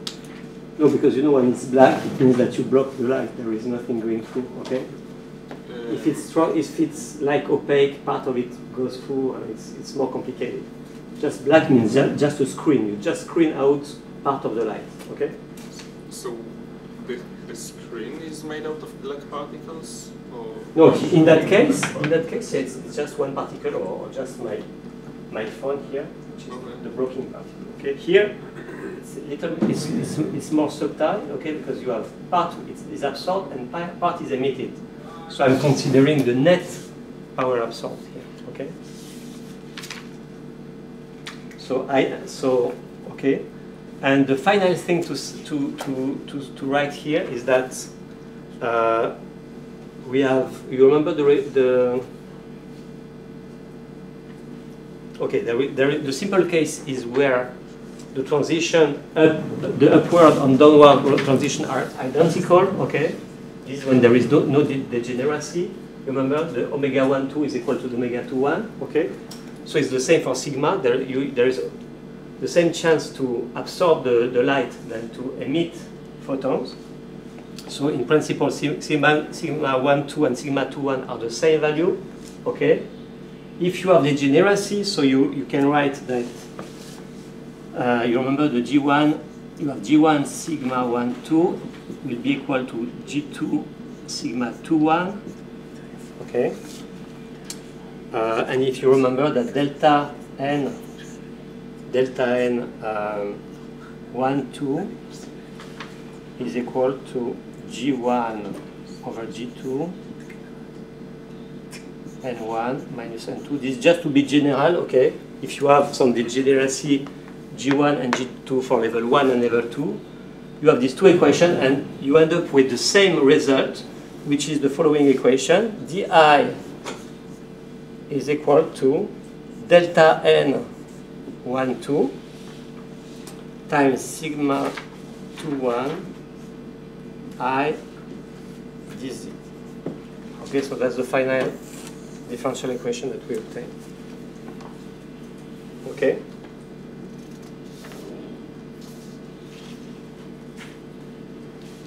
So you see, if I integrate, oh no, I can leave it like that. Okay. So I have di. I can write it like that. Di over I is equal to delta n 1, 2 sigma 1, 2 dz. Okay. Same thing. Okay. So now, okay, I define this quantity cross section. Okay, that comes here. Let's make a connection with what we discussed previously. Okay, what do you recognize here? If you integrate this expression, you get the intensity, which is I0 times exponential this term times z. Okay, you have an exponential growth due to this delta n1, 2, sigma 1, sigma 2, 1. Or it's the same, sigma 2, 1, sigma 1, 2. Okay? And this reminds you the effect of alpha m here. You remember, for intensity, alpha m is the 2 alpha m is the amplification coefficient. So by analogy,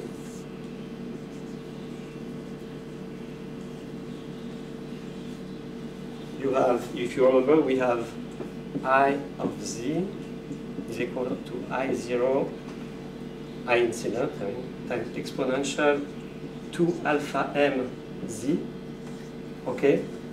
So if I make an analogy between this quantity here and that quantity here, I get the following relation, which I'm going to write here. I get 2 alpha m is equal to delta n1, 2 sigma 2, 1. Okay? 2 alpha m is equal to delta n, the population inversion, times sigma 2, 1, time, that's it. Okay? So we have a clear relation between the gain coefficient, alpha m, and sigma through the delta n here, the population inversion. Okay, so this quantity, this cross-section actually makes sense here. So now I can recalculate the cross-section because I know alpha n, I know the expression for alpha n, so I can directly recover the expression for sigma. Okay, so if I write it here, what do I have? I have 2 alpha m is delta n sigma, so 2 alpha m, remember 2 alpha m is given by beta chi prime prime. So it's, beta is 2 pi over lambda, chi prime prime of omega. Okay? And this is equal to this expression here. Okay, so that gives you directly sigma 2, 1. You have the frequency dependent of sigma 2, 1, which is equal to sigma 2, 1 of omega A at omega A over 1 plus 2 omega minus omega A over delta omega A squared.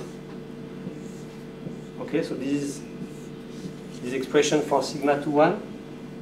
I just put all the constants here in sigma 2, 1 at maximum, okay, at omega A. And we have the Lorentzian dependence, as usual, if we have a Lorentzian dependence for the line shape, okay?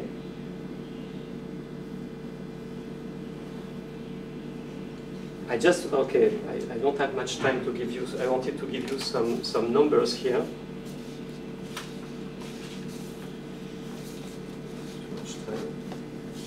How much time left I have?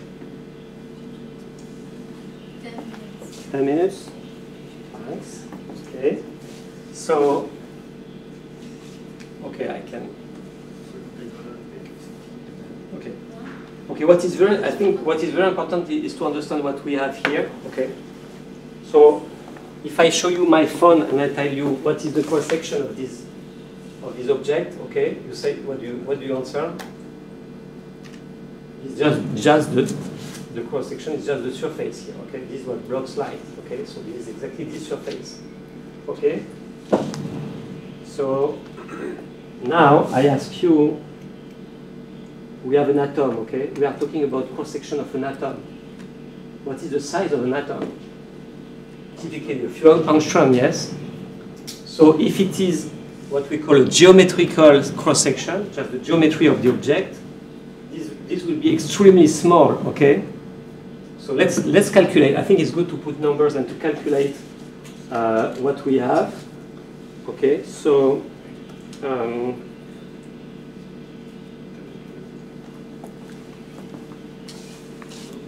oh yes, okay. Just to simplify this expression, okay, let's say we have I want to make a numerical application here. So let's say, okay, I didn't write. Okay, I forgot to write what is sigma 2, 1. Sigma 2, 1. That's what I was missing. Sigma 2, 1 of omega A is equal to what? To 3 star over 2 pi gamma radiative over delta omega A times lambda squared. Okay, so I was missing that. Okay, now, okay, with that we can continue. So this is expression of the maximum of sigma when omega equal omega A. We have this expression here. You remember the 3 star? Okay, always here. Gamma radiative over delta omega A, the line width of the transition, times lambda square. Okay.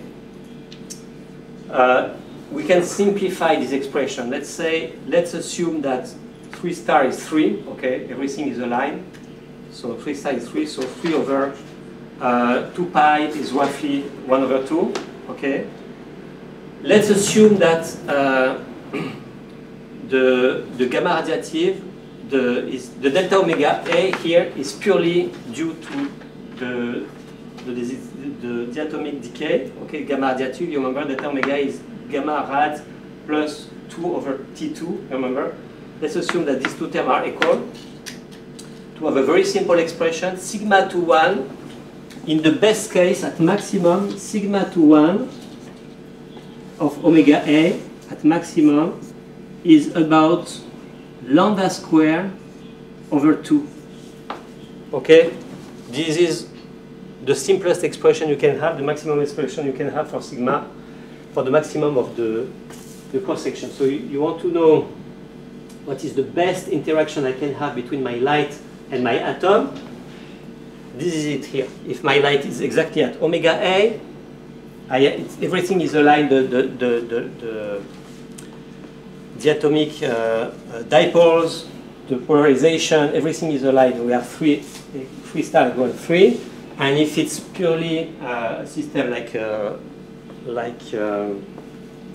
system where the delta omega is purely gamma radiative, this is the simplest expression. Okay, so if I put numbers here, let's say that we are in the visible. Okay, lambda is typically 500 nanometer. Okay, which is 5,000 angstrom. Okay, so this quantity. So let's say in the visible,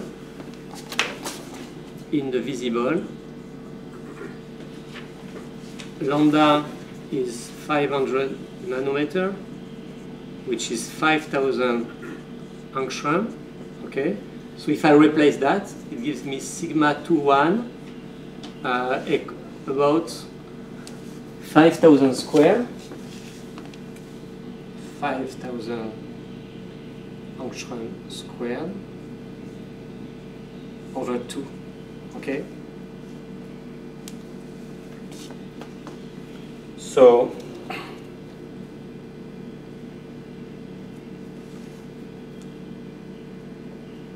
okay, so you see that we have a system which is one atom. Okay, one atom is typically 1 angstrom. Okay, and you end up with a cross section which is much bigger than the size of the object. Okay, so it's very different from this object here. It's not a purely, certainly not a purely geometrical cross section. Okay. There's something more here. Okay, you have an atom which is 1 angstrom, and it appears for the light. It appears like a huge object which is thousand of angstrom large. Okay, so the cross section is many times. So this is square, by the way. I'm surprised because I put here.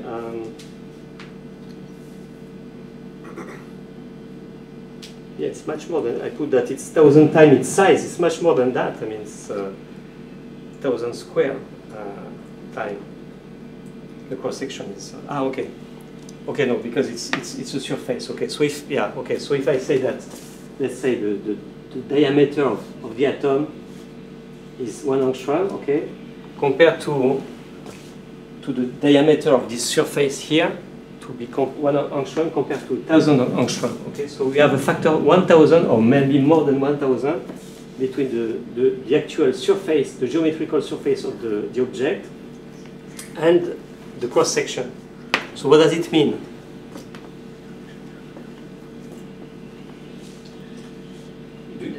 You understand the point? Even if the light is far away, it'll stimulate the atom. Yeah, so there is an interaction with the atom. The atom is resonant, okay? This is a strong resonator. If you are just at the frequency of resonance of the atom, okay, the light that comes into the system is not just blocked by an object. So this is not just geometrical optics, okay? There is an interaction between the light and the object, okay? These objects start to resonate, okay? There is an exchange of energy between the light and the object, and it results actually in a cross-section which is much, much bigger than the size of the object. Okay? So actually we have a system which is extremely efficient just at the frequency of resonance of the atom. Okay? So this is very important to realize. You have an object which is extremely small, but physically for the light, it's a huge object. Okay? This is an object of thousands of angstrom large. Okay? So this is why you can do actually, for instance, if you want to do scattering in a gas, okay, you say, okay, in a gas you have light, you have atoms, but there are few atoms bouncing around. Light that goes through would just go through it. This is just transparent, okay. But if you heat the system at the resonant frequency of the atoms there, then the system is not anymore transparent, okay. It will actually interact with the light. And the cross-section can be huge. Well, I really wanted to say that, just to give you some numbers, because I was asked about numbers before. I have 2 minutes, or it's finished. I'm done. You have to ring a bell, you know. So, just to give you an example, in a gas, typically the sigma is about 10 to the power minus 12 centimeter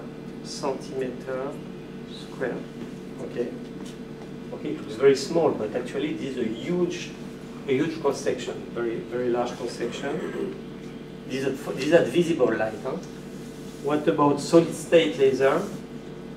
Solid state. In that case, the sigma is about 10 to the power minus 20. Okay, so this is very small. And for dye laser, dye molecules, typically the sigma is about 10 to the power minus 16 centimeters square, which is good. Okay, so if you want to consider a laser, first you consider a gas laser because the interaction with the atoms there is extremely strong. Okay.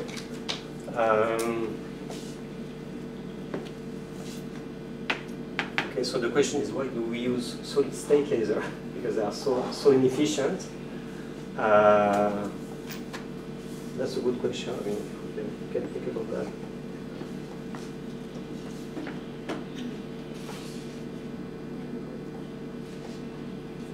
If you integrate, so this is the value at maximum, okay? Value at the maximum of the frequency dependent of the cross section. So the cross section has the frequency dependence, okay? If you integrate this the cross section over frequency, you end up with a very simple expression. You get the integral of sigma to 1 of omega d omega is equal to 3 star gamma radiative lambda square over 4. Okay? This is very nice because if you are able to measure this quantity, and this is not difficult to measure, you just measure how much light, you send light into your system, you measure how much light has been absorbed over all the spectrum of your light, okay? So you shine white light on your sample, you measure the absorption of light, you get exactly this quantity, okay? And the result, it gives you gamma radiative. So that's a good way to measure directly the decay rate of the atomic transition, gamma radiative, just by measuring the light absorbed inside the system. So I want to end with that. I will finish next time. I wanted to talk about saturation of the gain in an amplifier, but we'll do that next time, okay?